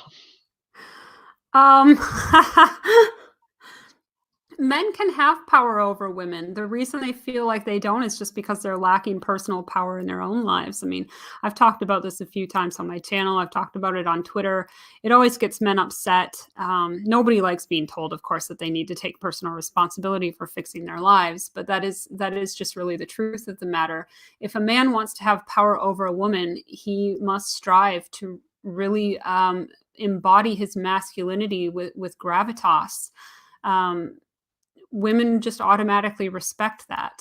Unfortunately, many modern men, of course, are very emasculated, over feminized, even childlike, and it can be hard. And I'm not saying this to put anybody down. I mean, modern women, of course, are just as broken in their own way too. This is just the reality of the situation. I'm just making an observation and describing it here, not criticizing. But the fact is that if you're struggling to have to command respect from women, I won't even say have power over women, just because, my view on what the male-female dynamic should be doesn't really involve that. I feel like that's a very kind of Abrahamic view, and I don't really share that myself. But in terms of just like getting respect from women and being able to have a healthy relationship with women, that's got to come from a man. As we've said on this whole stream, building yourself up from the inside. I have a video on my channel called like the Traditional Man's Path to Heroism, where I kind of talk about from a traditional Evolian perspective of what that would look like. People can check that out if they haven't seen it already. Many people probably have. But like using sex bots and stuff, I don't understand how that's helping a man. You're basically enslaving yourself to your base desires. Like, there's nothing, and I'm just speaking for myself here. Other women may have a different opinion, but there's nothing more attractive than a man who doesn't need a woman. Having a woman would be a nice bonus for him, maybe, but there's nothing attractive about a man who's like pining for a woman. And many men have kind of this idea that like women are like these magical creatures that are like really interesting and fascinating. And it's like, when a guy is like that oriented toward women, it's a very lunar way of being. It's a very feminine way of being. And so he's going to struggle to attract women if he's like that, because he's kind of usurping the female role in the relationship, inadvertently probably. But once he embodies kind of that more solar and active principle, he's not going to have that problem anymore. But you're not going to do that if you're addicted to porn and sex bots and all this other degenerate stuff. You hear that, simps? That's the simps called out. But this is one aspect. This is one aspect of Evola that I really thought was actually refreshing, and it's something that I advocate as well. He basically just like, don't blame the women. Don't even. You have to look at yourself. It's all about self mastery, and that aspect of Evola in the way that he thinks about the relationship between men and women. I mean, I can imagine a leftist professor or something would be like, "Oh, this guy's a hardcore misogynist" or something like that. But actually, if you look at what he's saying the mastery has to come from you. If you're going to get seduced by a woman, this is like some sort of weakness. Whereas if it's all about your own self mastery, right? It's almost like a kind of, and this is, I guess, where there's the overlap there's a bit of this in Nietzsche, right, as well. It's all about the becoming like your best self, and everything else will follow from it. But you're also not setting out to like, he would also frown on, what are those guys called, like the pickup artists, the players and all that. Mm-hmm. Like, there was a whole culture of that.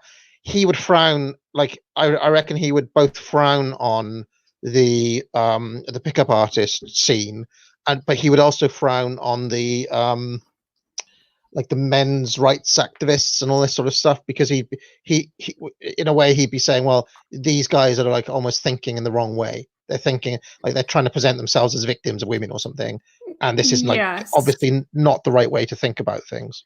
Well, here's the thing. Anytime you cast yourself as a victim, you give away your own personal power. This is true for these MGTOWs. It's true for minorities. It's true for feminists. It's true for, anybody who's blaming anybody else. Because once you set yourself up in the mindset that you're a victim, you're kind of almost creating a self-fulfilling prophecy. It's like, for example, you have Blacks in America who think that they can't get ahead because the white man's keeping them down all the time, right?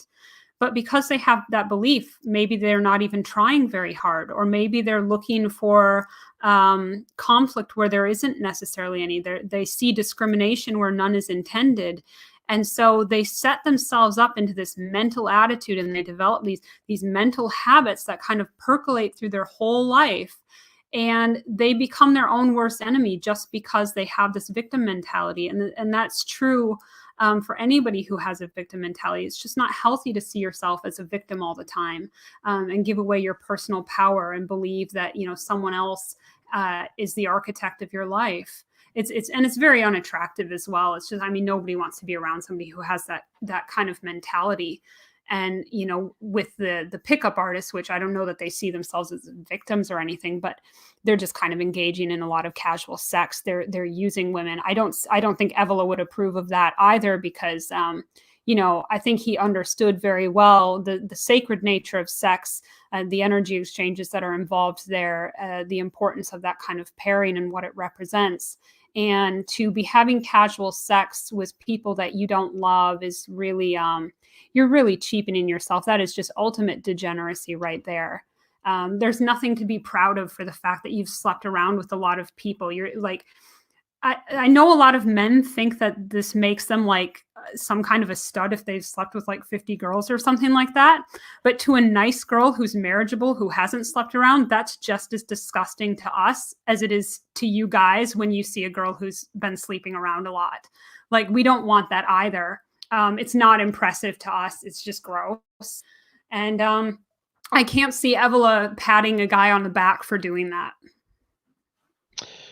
Okay, so let's yeah, and I mean that's the impression I get from him as well. The Sin of Pride says get rid of the double audio.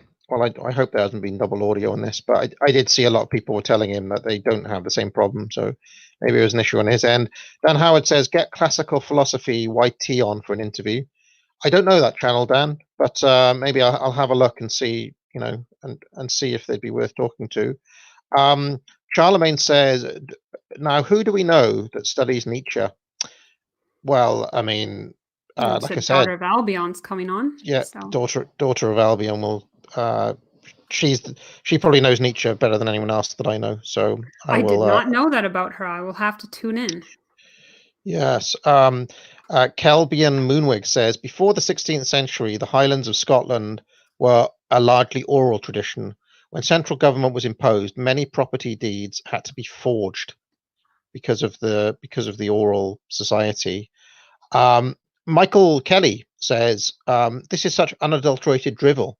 You're comparing the most elite of the past to the average Joe. The average persons of today, orders of magnitude, were more educated than in eras of the past. How do you respond to this idea that the average person today was more educated than the average Joe of the past? I'm not entirely sure what he's referring to. Is there any context for that? No, that's he's saying we are comparing the most elite of the past to the average Joe today, and the average person of today is orders of magnitude more well educated than in eras of the past. That's what he says. Well, I guess it depends on what you mean by educated. I mean, we're certainly educated in empirical sciences and things like that, but we're woefully spiritually illiterate. So it really depends on how you're going to classify that. I think, you know, I would really need more information as to what he's referring to. I don't want to answer a question that he's not really asking. Michael Kelly has also said, "Oh, and screw social mobility. We should all live like it's a brave new world." So there we go. Okay. JRod33 says root races is a concept created by Madame Blavatsky, who influenced the Thule Society that influenced the Nazis in World War II. Is there a question there? No, just Okay. just a statement. Chris Primer says, "I wonder if you'd love or hate Diogenes. Interesting character for sure." Okay. I've come across Diogenes. If you mean the ancient writer, I've come across him in my own research before. So I want to say it all exists in fragments or something like that. But yes, interesting. Michael Kelly says, if you can't find them, so this is Michael Kelly again. If you can't find amazing people in modernity, you aren't looking very hard. What are you going to say about that, Cap? Well, look, most people suck. Maybe 10% of people in the world just don't suck, which is a very low bar. But there is some truth to what he's saying. I mean, like attracts like. You know, if you will permit me to use some new agey talk, you know, whatever vibrational frequency you're at is the vibrational frequency you'll attract from the people around you. So if you're a very low vibe person, you're going to be surrounded by low vibe people. And if you're more high vibe, then that's what you'll attract into your life. There are many good people out there. I mean, 10% is, you know, not a huge percentage, but out of 7 billion people, that's still a sizable number. There's no reason that you shouldn't be able to find at least, you know, a handful of people who don't suck to add into your life. Jedi Knight Anna Quinn Cringewalker says, y'all need to read up on Taijo Goryeo in Korean history. He had a solution to the Gold and Dark Age cycle, probably the closest thing to Leto Atreides in real life, faced very similar problems to modernity. Have you come across Taijo Goryeo in Korean history? No, I've never heard the name before. Interesting. Yeah, well, you'd have to look. Okay, so people can look that up. Taijo Goryeo. Charlemagne says, may we know her sun, moon, and ASC zodiac signs? Ascendant. I do not give that information out. All I will say is triple Earth And I'm definitely not a Pisces, which many people seem to think I am, but I won't give any specifics. Triple Earth. Okay. Now, an interesting thing. My zodiac. I'm one of those people who is on the cusp of two different zodiac signs in my. So There's no when I such was thing as a cusp. so well, you see, when I was growing up and I was trying to read my horoscope or whatever, I would always have to oscillate between two different ones, and depending on where the cutoff date was, because some would have me as the end of one, and some would have me as a start. Why does that happen? Why the dates? Well, are you talking about like newspaper horoscopes? Yeah, Because those are crap. Yeah, you actually need your exact birth time down to the minute and the place you were born, and then it really depends on what degree the sun was actually at and where. Because you could have, like, say you're on like the last day of a sign or something, but you were born very, very late at night. The sun may have already just moved into the next sign, so you could be like 0 degrees of the next sign, or maybe you're like 29 degrees of the previous sign. So if you're really that close to the cusp, it's important to have your birth time. But there is no such thing as a cusp in terms of like you embody both signs, like you're either in one or the other. Do you know what's really strange about that is that my wife has the same birthday as me, so interesting. So she also has this has Same always year? believed that not same year but Okay. different year but same day, and when I first found out about this, I thought she was making up, and then she like eventually like showed me a passport and said, look, I'm not tricking you, type of thing. But yeah, so that's one of. But she obviously also believes she was born on this cusp. But interestingly, we both kind of lent towards the same one, to the extent that the most I've ever read about this is that my grandmother had this Chinese horoscope, kind of Chinese book of all of this sort of thing, which had all the suns and the moons and all the rest of it in. I did do it once and figured out which one it was meant to be, but I can't remember what it was. Yeah. Samuel Marston says, please get someone on to debate. Please get somebody to debate Keith on economics. Well, I encourage people to debate Keith on economics, but I think we're at the time now where there are a lot of good people out there who really know their stuff, who could take this on. Like my buddy Radlib, for example, could do an excellent job, I think, of breaking down Keith on econ. I would rather not kind of reopen all of those debates, if possible. Although I still might do a breakdown of Labour theory of value, because it's obviously something that keeps on coming up, and I might try to make like the definitive obliteration of it, looking at Malthus and Ricardo and Marx. Zero Shizo says, thoughts on Giorgio Frida, an Evelyn Nazi Maoist. Do you know who that is? I do not. Sorry. No, I named. I'm learning all kinds of interesting new names of people to look up tonight, though. Jedi Knight Anna Quinn Cringewalker says, aren't you limiting yourself to Catholic and Protestant esoterics? Ethiopian Enoch esoterics are radical. There's an accurate description of the Pleiades stars in Enoch 18 as they are in space. I mean, this sentence meant nothing to me, but what doesn't mean a lot to me either. I'm not entirely sure what he's referring to. I mean, I don't limit myself just to Christian esotericism by any means. I'm probably, that's not even, I would say, even a main focus for me. But yeah, I guess I'll have to look up what Enoch says about the Pleiades. JRod33 says, I'm going to have to say it again, and I philosophical cat. Philosophical. Sorry. If you truly believe in the traditional societies, then give up your modern feminist rights, unless you're just LARPing as a traditional thought. What about that? Oh no, I'm LARPing.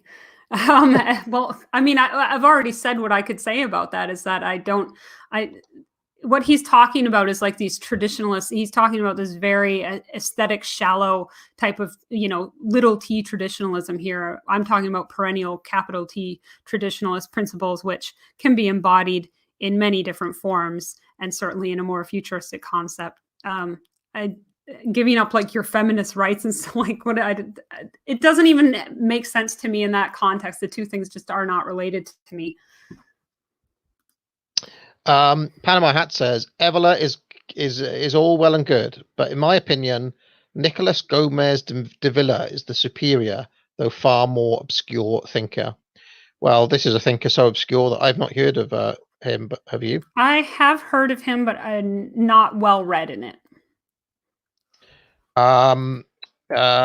Charlemagne says, oh, here we go again. Philosophicat is brilliant. Big respect and best of luck to her and her community. Content for women by women is exactly what the right needs.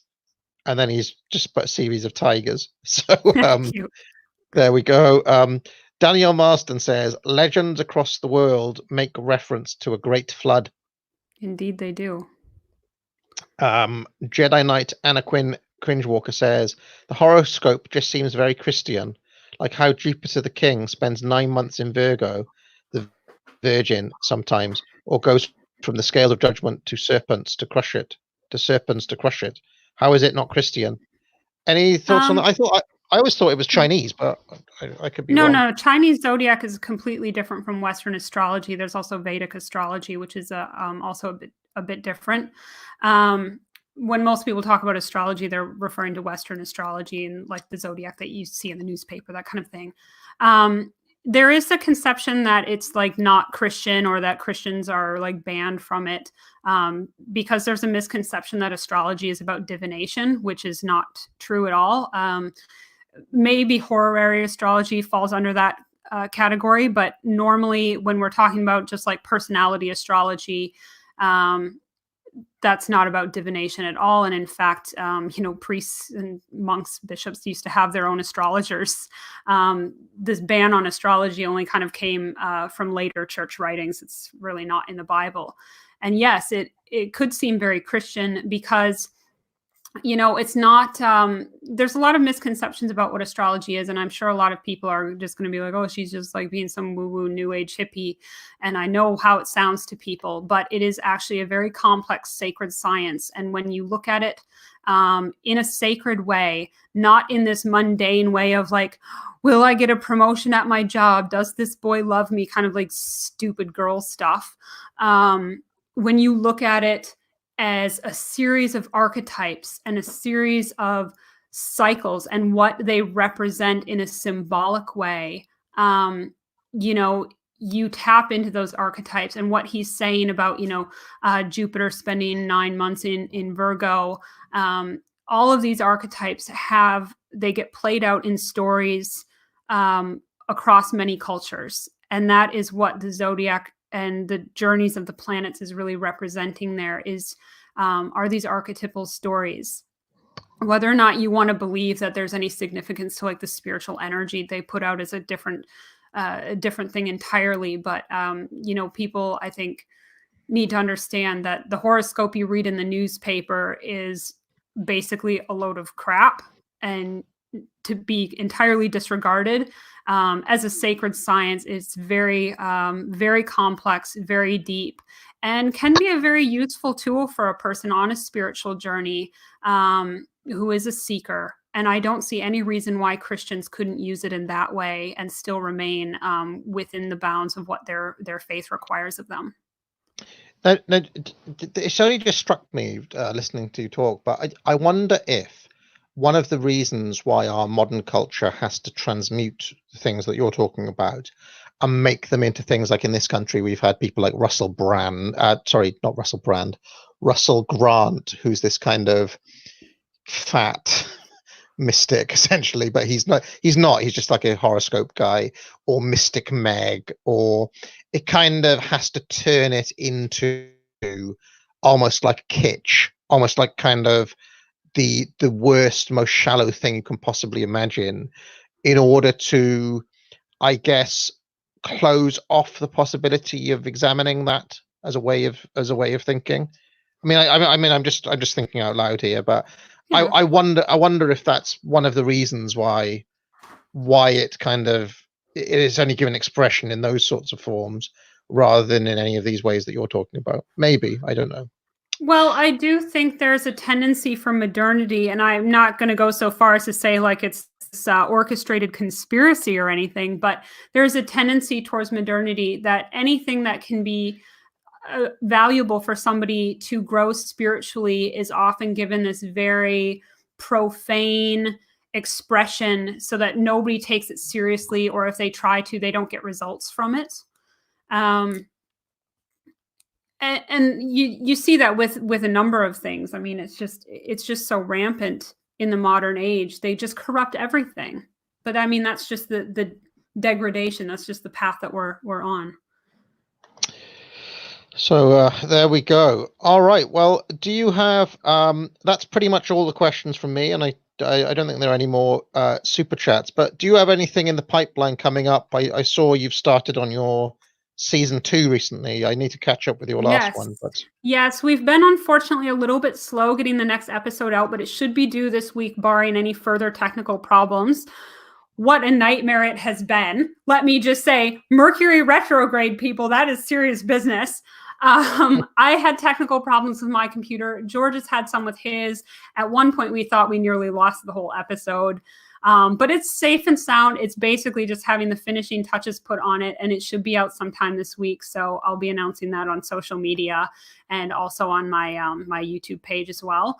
But yeah, season 2 has started, and we're 6 episodes in, with episode 7 yet to come, and hopefully episode 8 will not be too far off. Although I'm filming a special music video for that one next week, so hopefully that turns out, because that will really speed up the process of getting the song for that episode finished. So that's those are my pipeline projects. I may have to ask you off air what subscription video package you got, because I've got one, right? I subscribe to something called Digital Juice, right? Okay, so I've got right. But if anybody watches my videos, they probably know that I usually stick to like very lo-fi, like PowerPoint turned into my production values are nothing like yours. But if that Digital Juice one is so cringy boomer, like I've used it a couple of times, and every time I've used them, people have just like commented about like the awful quality of the acting in the they're really like bad stock clips. So it's hard to find good stock clips. It's really hard, even with the subscription services that you pay for. And it's like there's no middle ground. You either get like crappy stuff, or you have to pay like $500 for a 10-second clip off Adobe or something like that, which is just like unaffordable for the independent creator. But there are a few. I can send you some links. Okay, fantastic. All right. Well, thank you very much for tuning in, everyone. I realize this was later than normal, but this is meant to be a kind of a late night stream anyway. Yeah. Now sorry, get that out. was my fault. Cheers, Kat. Thank you so much. And thanks, everyone.